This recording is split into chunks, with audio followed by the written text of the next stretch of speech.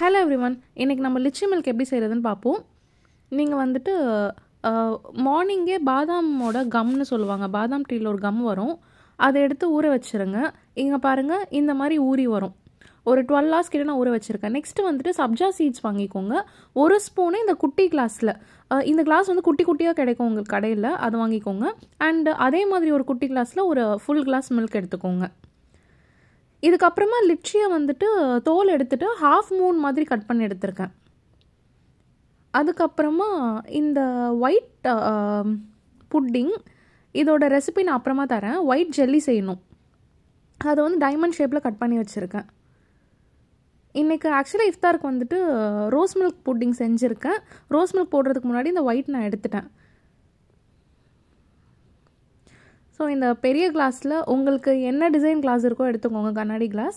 நான் வந்துட்டு இந்த கிளாஸ் எடுத்திருக்கேன். இதில் வந்துட்டு 3 to 3.5 ஸ்பூன்ஸ் கிட்ட அந்த ஒயிட் புட்டிங் போட்டிருக்கேன். ஃபஸ்ட்டு அந்த ஒயிட் புட்டிங் தான் போடுறேன். நெக்ஸ்ட்டு அதே அந்த குட்டி கிளாஸ் அளவுலேயே பார்த்துக்கோங்க, சப்ஜா சீட்ஸ் வந்து ஊற வச்சுருக்கேன்.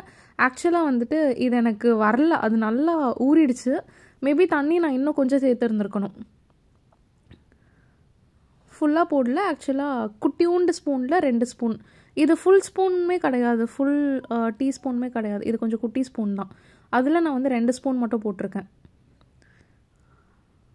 அதுக்கப்புறமா இந்த பாதாம் கம் சொல்லியிருந்தேன்ல, அந்த கம் வந்துட்டு ஒரு குட்டி கிளாஸ் ஃபுல்லாகவே போடுறேன்.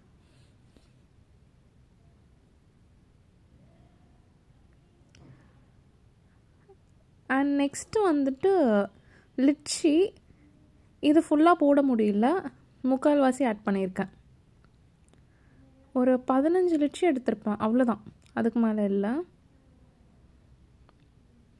கட் பண்ணிங்கன்னா ஹாஃப் மூன் மாதிரி கிடைக்கும்.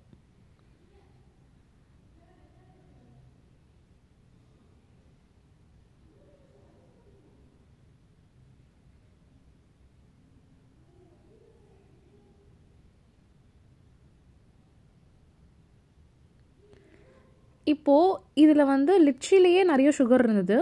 அண்டு நான் வந்து புட்டிங் செஞ்சுருக்கேன் தெரியுமா, அதுலேயும் சுகர் நான் போட்டிருக்கேன், மில்க்லேயுமே கொஞ்சம் சுகர் போட்டிருக்கேன். ஸோ சுகர் நான் இதில் தனியாக போட போகிறதில்ல. நெக்ஸ்ட்டு பாருங்கள், அதே குட்டி கிளாஸில் மில்க் எடுத்திருக்கேன். எல்லாத்துலேயுமே தண்ணி கண்டென்ட் இருக்கிறதுனால மில்க் ரொம்ப அப்சர்வ் பண்ணாது. நம்ம எவ்வளோ ஊற்றிருக்கோமோ எவ்வளோ நேரம் ஆனாலும் அதே மில்க் இருக்கும். இந்த ஸ்பேஸ் மட்டும்தாங்க கொஞ்சம் ஃபில் ஆகும். இந்த புட்டிங்கு நடுவில் இருக்க ஸ்பேஸ் இருக்குல்ல, அது கொஞ்சம் ஃபில் ஆகும். மற்றபடி வந்துட்டு ஷியா சீடும் சரி, பாதாம் கம்மும் சரி, ஆல்ரெடி அதில் கொஞ்சம் கொஞ்சம் தண்ணி அதை அப்சர்வ் பண்ணி தான் வச்சுருக்கோம். ஸோ பெருசாக வந்துட்டு நீங்கள் இந்த கிளாஸ் மில்க் ஊற்றுனதும் உள்ளே போய் செட்டில் ஆகிடுமான்னா கேட்டால் கிடையாது. தேங்க்ஸ் ஃபார் வாட்சிங்.